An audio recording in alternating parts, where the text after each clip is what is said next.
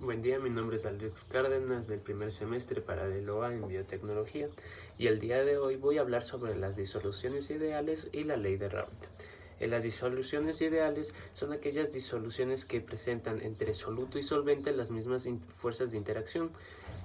También tenemos que al aumentar la disolución a la disolución pura, un soluto o una cantidad de soluto, se sabe que la presión de vapor va a disminuir. Como podemos ver en esta gráfica, la primera gráfica es la presión de vapor de un disolvente con un soluto volátil. Es decir, que va disminuyendo la presión de vapor al aumentar el soluto.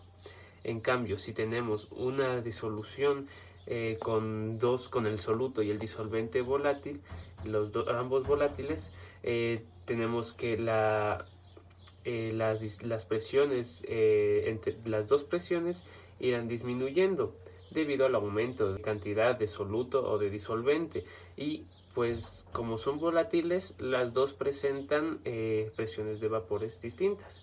Entonces se podría representar la presión total entre disolvente y solvente volátil por una línea recta, y así sería la representación de la presión.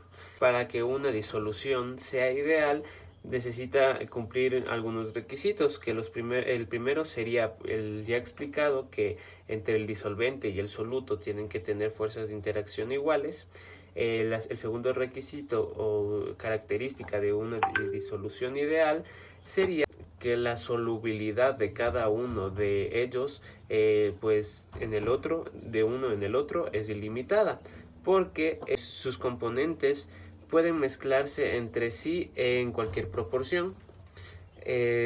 Como tercera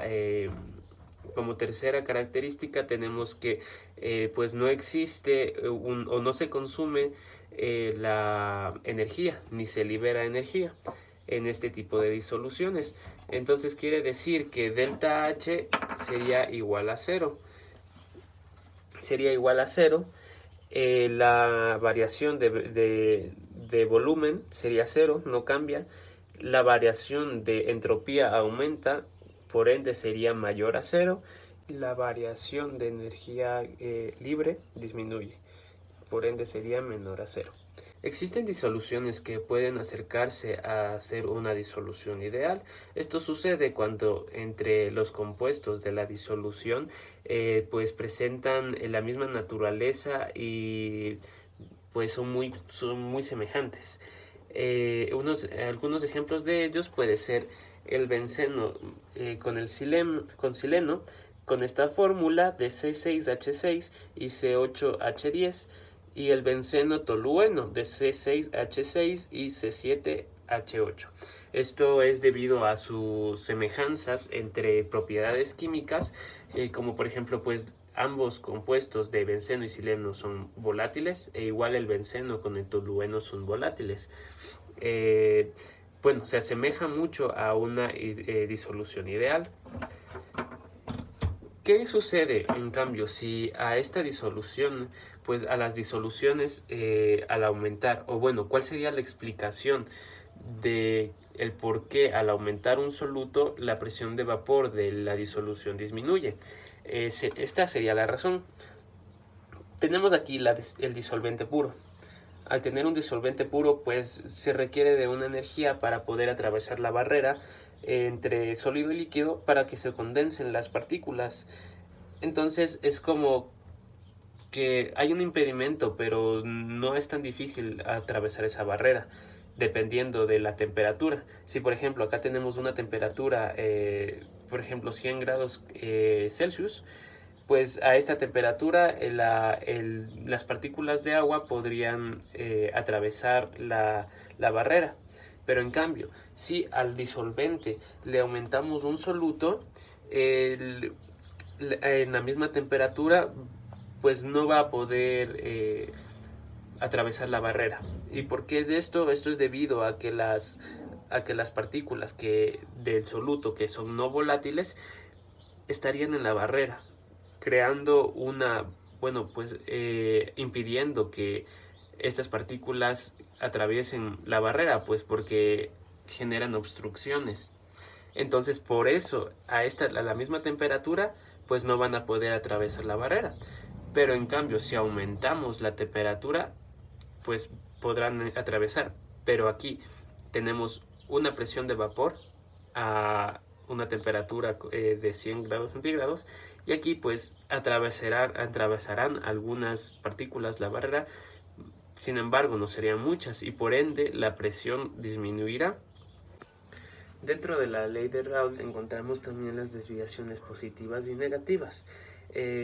Tenemos como, bueno, esto sucede debido a las moléculas que presentan, dependiendo de las fuerzas intermoleculares de estas. Si por ejemplo tenemos, bueno, acá está representado cómo debería de ser en sí una disolución ideal, presentando dos componentes con distintas presiones de vapor.